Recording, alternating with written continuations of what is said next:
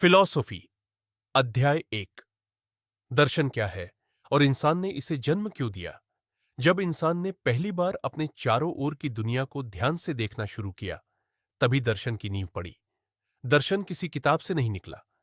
दर्शन किसी मंदिर, मस्जिद या विश्वविद्यालय में पैदा नहीं हुआ। दर्शन पैदा हुआ एक सवाल से। वो सवाल था, यह सब है क्यों? सूरज क्यों उगता है? मृत्यु क्यों आती है? दुख क्यों है? और मैं खुद कौन हूं?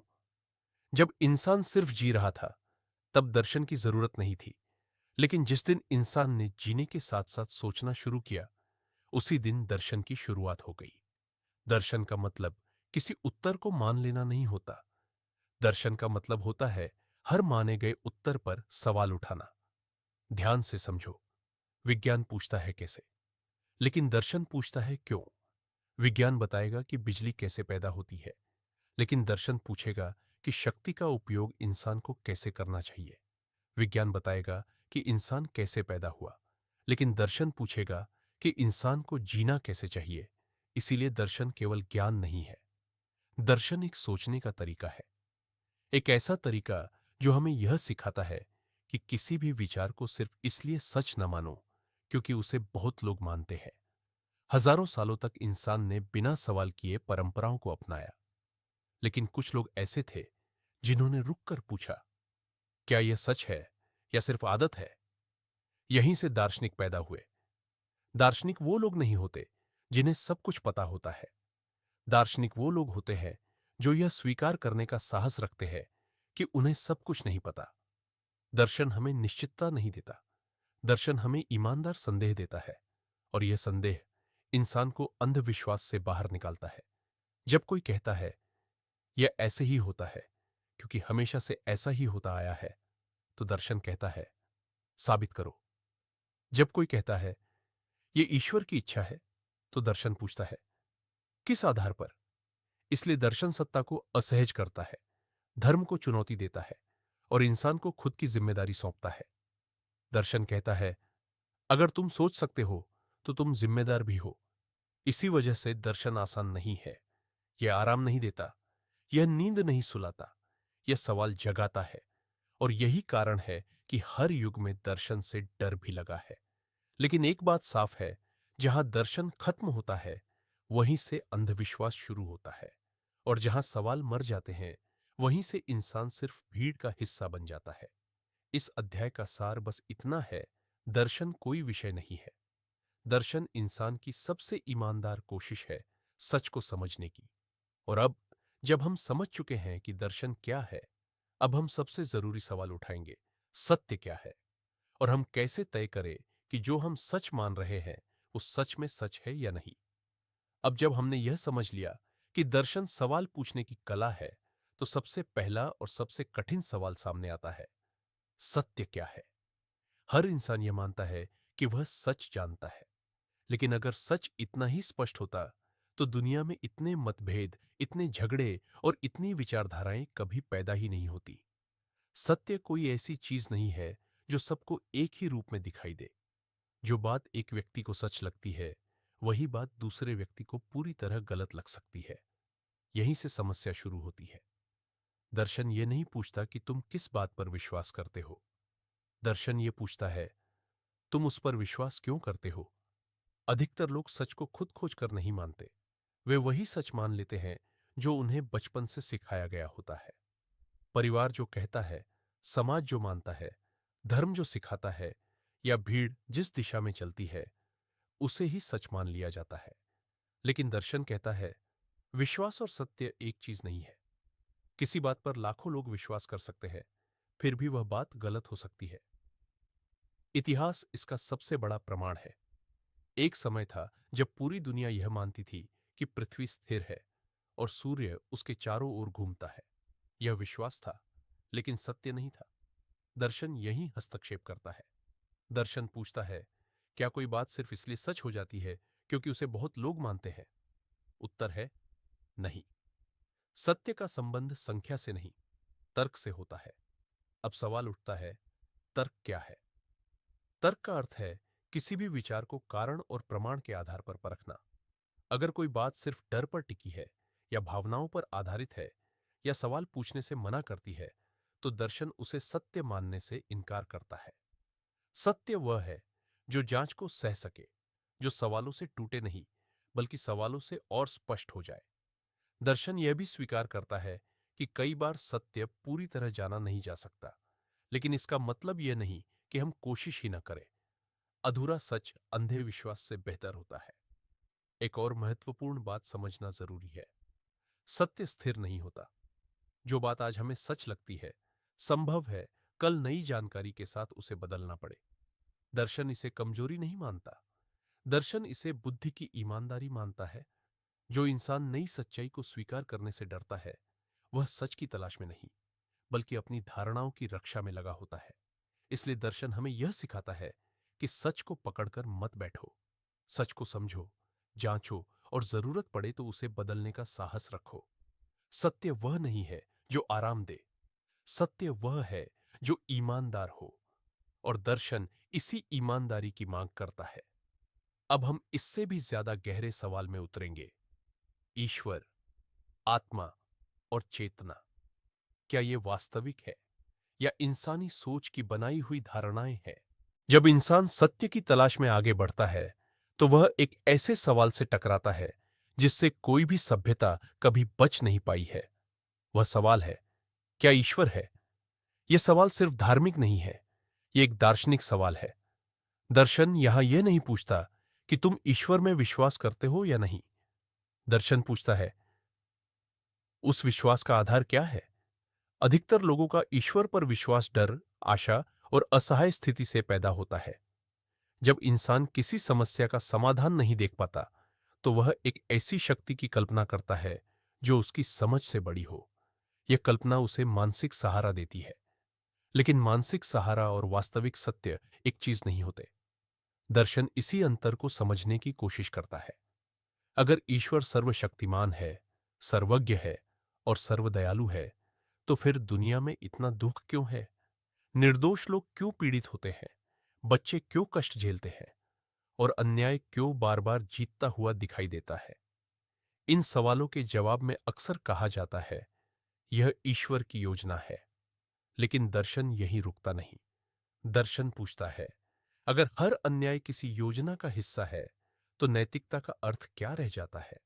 अगर सब कुछ पहले से तय है, तो इंसान की जिम्मेदारी कहां गई? अब इसी संदर्भ में आत्मा की अवधारणा सामने आती है। आत्मा को अक्सर शरीर से अलग एक अमर सत्ता के रूप में बताया जाता है। कहा जाता है कि शरीर नष्ट हो जाता है, लेकिन आत्मा बनी रहती है। दर्शन यहां भी भावना से नहीं, तर्क से बात करता है। आज तक आत्मा के अस्तित्व का कोई प्रत्यक्ष प्रमाण नहीं मिला है। जो कुछ भी हम मैं कहते हैं, वह हमारी स्मृति, अनुभव और मस्तिष्क की गतिविधियों से जुड़ा हुआ दिखाई देता है।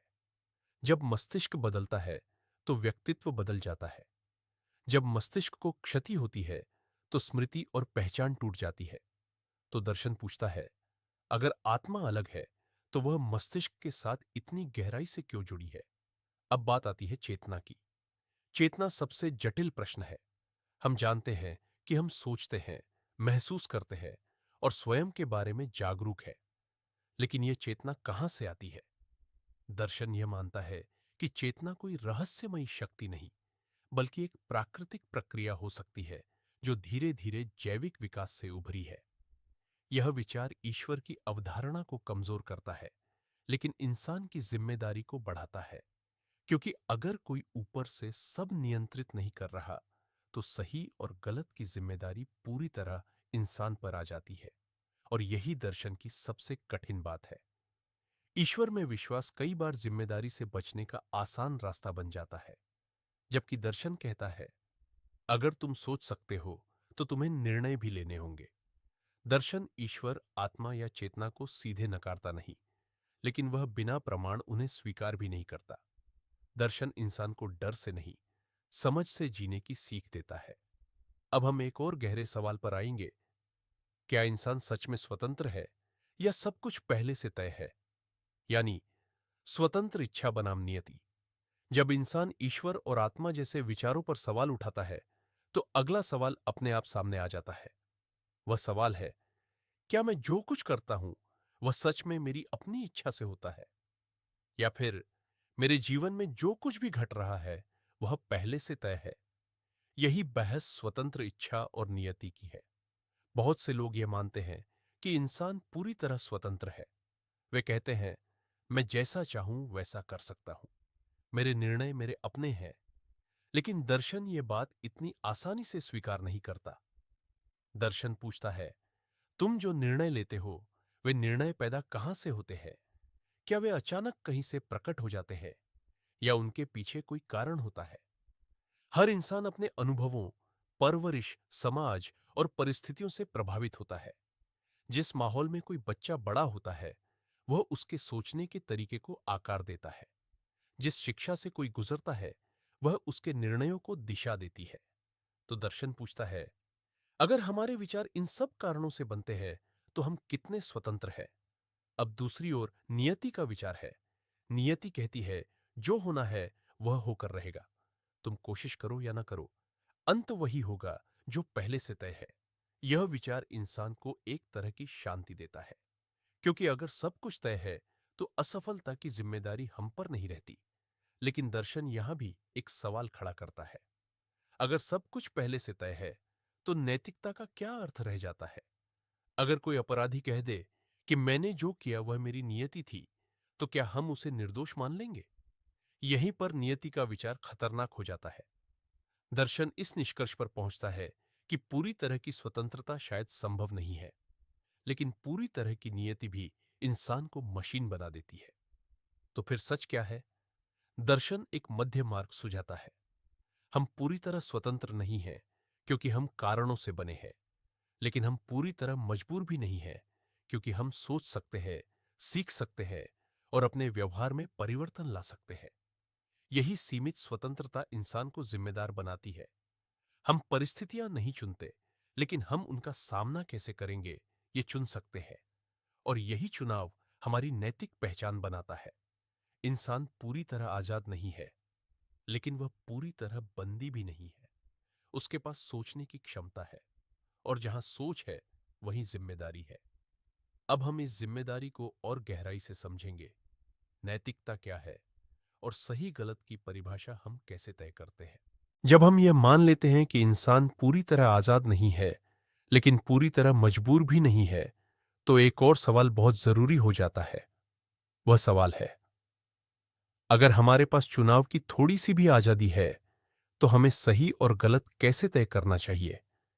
यहीं से नैतिकता की चर्चा शुरू होती है। नैतिकता किसी कानून की किताब नहीं है। नैतिकता किसी एक धर्म की देन भी नहीं है। नैतिकता इंसान की उस क्षमता से पैदा होती है जिससे वह अपने कर्मों के परिणाम समझ सकता है।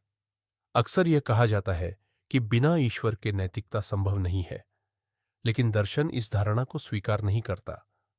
दर्शन पूछता है, अगर इंसान सिर्फ डर के कारण अच्छा व्यवहार करता है तो क्या वह सच में नैतिक कहलाएगा? अगर कोई व्यक्ति सिर्फ सज्जा के डर से गलत काम नहीं करता तो उसमें और एक मशीन में क्या अंतर रह जाता है? नैतिकता का असली मूल्य तभी सामने आता है जब इंसान के पास गलत करने की शक्ति हो, फिर भी वह सही को चुनता है। दर्शन यह मानता है कि नैतिकता बाहरी आदेश से नहीं, भीतरी समझ से आती है।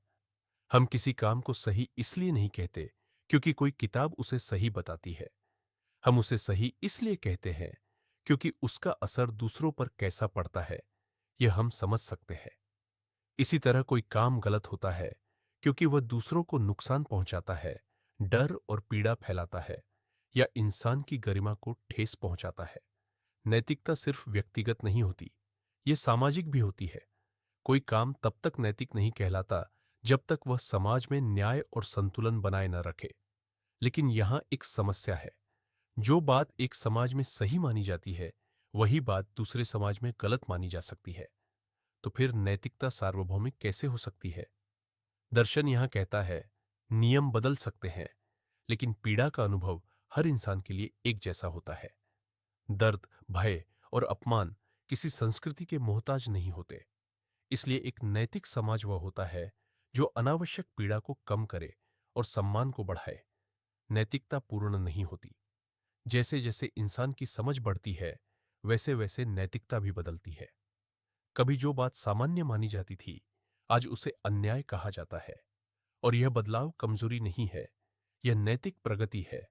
नैतिकता डर से नहीं, समझ से पैदा होती है। और जहां समझ है, वहीं इंसान वास्तव में नैतिक बन सकता है। अब हम इससे भी गहरे प्रश्न पर आएंगे। जीवन का अर्थ क्या है? क्या जीवन का कोई उद्देश्य है, या हम खुद उसे अर्थ देते हैं? जब इंसान सत्य, ईश्वर, स्वतंत्र इच्छा और नैतिकता जैसे सवालों पर सोचता है, तो अंत में एक ऐसा सवाल सामने आता है जिससे बच पाना मुश्किल है। वह सवाल है, जीवन का अर्थ क्या है? अधिकतर लोग यह मानकर चलते हैं कि जीवन का कोई न कोई पहले से तय उद्देश्य होगा।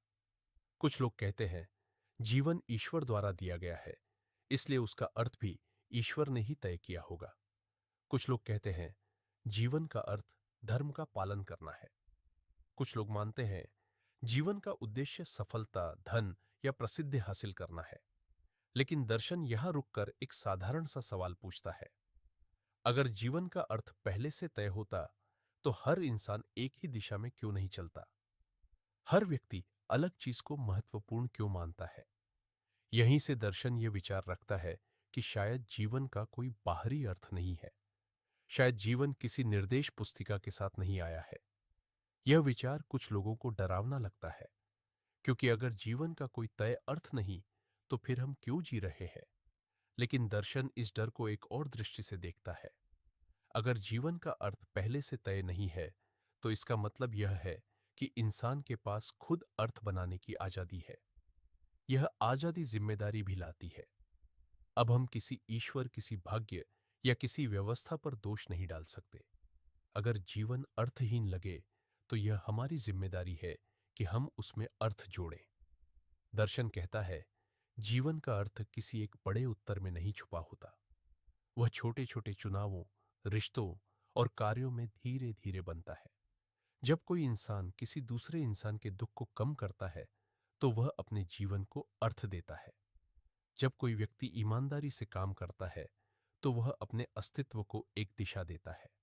और जब कोई इंसान सच को समझने की कोशिश करता है, तो वह अपने जीवन को गहराई देता है।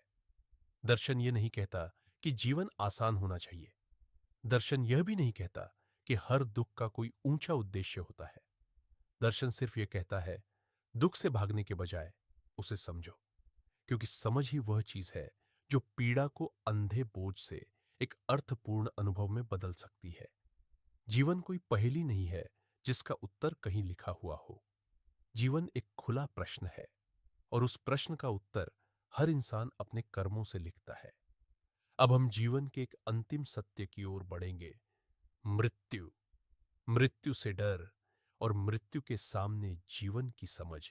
जब इंसान जीवन के अर्थ पर सोचता है, तो एक सच्चाई उसके सामने खड़ी हो जाती है जिससे कोई भी बच नहीं सकता। वह सच्चाई है मृत्यु। मृत्यु दर्शन का सबसे कठिन विषय है, क्योंकि यह ऐसा प्रश्न है जिसका उत्तर कोई अनुभव से नहीं दे सकता। हर इंसान मृत्यु के बारे में सोचता है, लेकिन उससे डरता भी है। यह डर अक्सर अज्ञान से पैदा होता है। हम नहीं जानते मृत्यु के बाद क्या होगा, या कुछ होगा भी या नहीं। इस अनिश्चितता ने हजारों सालों से इंसान को डराया है। इसी डर से स्वर्ग और नरक की कल्पनाएं बनी। इसी डर से पुनर्जन्म की अवधारणाएं पैदा हुईं। दर्शन इन कल्पनाओं को सीधे सच या झूठ नहीं कहता। दर्शन पूछता है, क्या ये विचार मृत्यु की सच्चाई से जन्मे हैं, या मृत्यु के डर से? अगर मृत्यु के बाद कुछ निश्चित होता, तो हर सभ्यता एक ही बात क्यों नहीं कहती? विभिन्न संस्कृतियों में मृत्यु के बाद का विचार इतना अलग क्यों है? दर्शन यहां एक ठंडी और ईमानदार बात कहता है, मृत्यु जीवन की विपरीत नहीं है। मृत्यु जीवन की सीमा है, और वही सीमा जीवन को मूल्यवान बनाती है। अगर जीवन कभी समाप्त न होता, तो हर पल अपनी कीमत खो देता। समय की सीमितता हमारे चुनावों को महत्व देती है। दर्शन यह नहीं सिखाता कि मृत्यु से डरना बंद कर दो। डर मानवीय है, लेकिन दर्शन यह सिखाता है कि मृत्यु को नकारो मत। जो इंसान मृत्यु को स्वीकार करता है, वही जीवन को पूरी तरह समझ सकता है। मृत्यु का विचार हमें यह याद दिलाता है कि समय सीमित है, और जहां समय सीमित है, वहीं टालने की आदत सबसे बड़ा नुकसान बन जाती है। दर्शन कहता है, अगर मृत्यु निश्चित है तो जीवन को अर्थपूर्ण बनाना और भी जरूरी हो जाता है। इसलिए सार्थक जीवन मृत्यु के बाद नहीं, मृत्यु से पहले जिया जाता है। मृत्यु जीवन की दुश्मन नहीं है। मृत्यु जीवन को ईमानदार बनाती है। और जो इंसान मृत्यु को समझकर जीता है वह जीवन को डर से नहीं, जिम्मेदारी से जीता है। अब हम दर्शन के एक और महत्वपूर्ण पहलू पर आएंगे, तर्क, भ्रम और अंधविश्वास। हम कैसे पहचानें कि हम सोच रहे हैं या बस मान रहे हैं? इंसान खुद को एक तर्कशील प्राणी मानता है। हम यह मानते हैं कि हम जो भी विश्वास करते हैं वह सोच समझ कर करते हैं। लेकिन दर्शन यह मानने से पहले एक बहुत जरूरी सवाल पूछता है, क्या हम सच में सोचते हैं या बस वही मानते हैं जो हमें सिखाया गया है? सोचना और मान लेना दो अलग चीजें हैं। सोचना मेहनत मांगता है, मान लेना आसान होता है। इसी आसानी से भ्रम और अंधविश्वास जन्म लेते हैं। भ्रम वह स्थिति है जब इंसान अधूरी जानकारी को पूरा सच मान लेता है, और अंधविश्वास तब पैदा होता है जब सवाल पूछना गलत या पाप समझ लिया जाता है। दर्शन यह स्पष्ट करता है कि तर्क का अर्थ हर बात को नकारना नहीं है। तर्क का अर्थ है हर बात को जांच की कसौटी पर रखना। अगर कोई विचार सवालों से डरता है तो वह विचार सत्य नहीं हो सकता। अंधविश्वास हमेशा डर पर टिका होता है। कहा जाता है, अगर ऐसा नहीं किया तो कुछ बुरा हो जाएगा। डर सोच को बंद कर देता है, और जहां सोच रुकती है वहीं तर्क मर जाता है।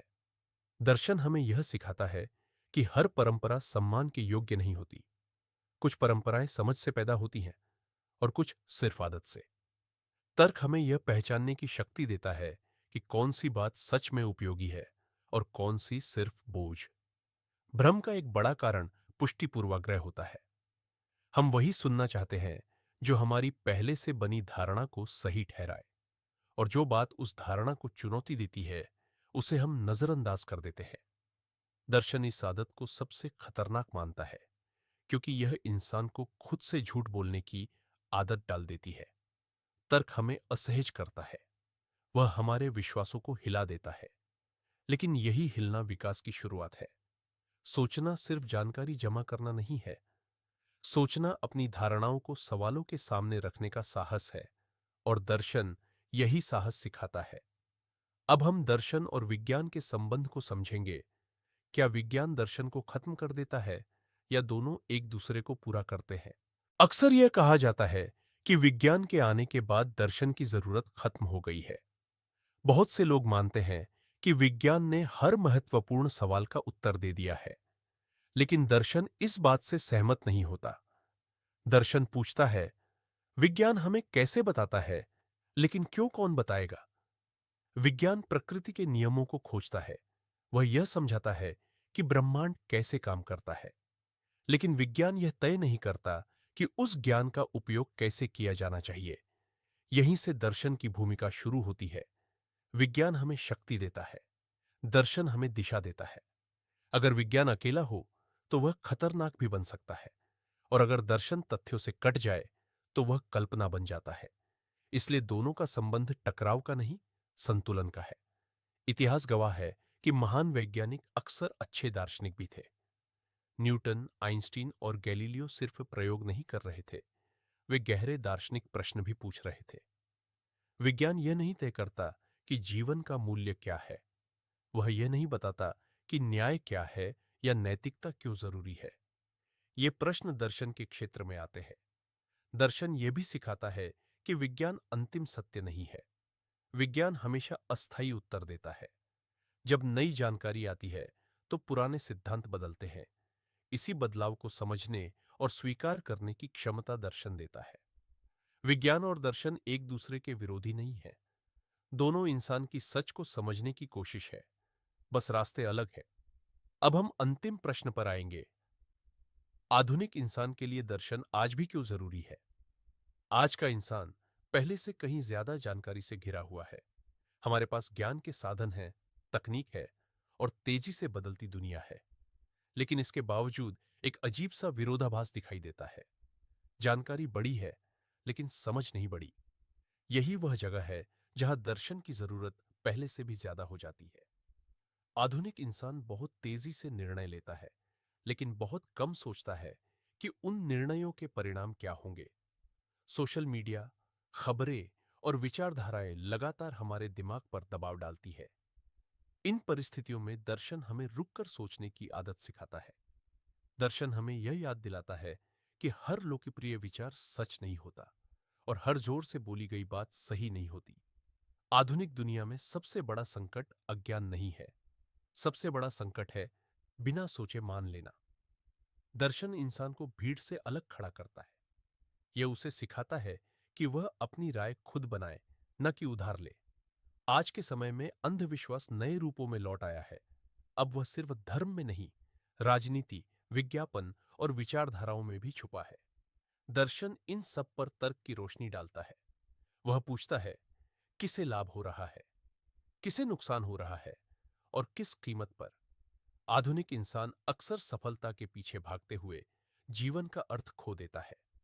दर्शन उसे याद दिलाता है कि जीना सिर्फ उपलब्धियां जमा करना नहीं है, जीना जिम्मेदारी से और समझ के साथ जीना है। दर्शन कोई पुरानी किताब नहीं है, दर्शन एक जरूरी अभ्यास है। यह हमें इंसान बने रहने में मदद करता है, एक ऐसी दुनिया में जो हमें मशीन बनाना चाहती है। और शायद दर्शन का यही सबसे बड़ा महत्व है। दर्शन हमें कोई अंतिम उत्तर नहीं देता, यह हमें सोचने की आदत देता है। और शायद यही इस यात्रा का सबसे बड़ा मूल्य है। अगर इस वीडियो ने आपको थोड़ी देर के लिए भी रुककर सोचने पर मजबूर किया, तो इसका उद्देश्य पूरा हुआ। क्योंकि आज के समय में सबसे दुर्लभ चीज जानकारी नहीं है, ध्यान है। और दर्शन ध्यान से ही शुरू होता है। इस चैनल पर हम शोर नहीं बढ़ाते, हम सवालों को गहराई देते हैं। यहां हम विज्ञान, दर्शन और अस्तित्व को सरल लेकिन गंभीर तरीके से समझते हैं, बिना अतिशयोक्ति, बिना डर, बिना भ्रम फैलाए। अगर आप ऐसे विषयों में रुचि रखते हैं जो आपको बेहतर नहीं लेकिन ज्यादा स्पष्ट इंसान बनाते हैं, तो इस चैनल से जुड़े रहिए। वीडियो को लाइक करना और चैनल को सब्सक्राइब करना सिर्फ समर्थन नहीं है, यह इस तरह की धीमी, गहरी और ईमानदार सोच को आगे बढ़ाने का तरीका है। अगले वीडियो में हम एक और ऐसा प्रश्न उठाएंगे जिसका जवाब आसान नहीं होगा, लेकिन जरूरी होगा। तब तक के लिए सोचते रहिए।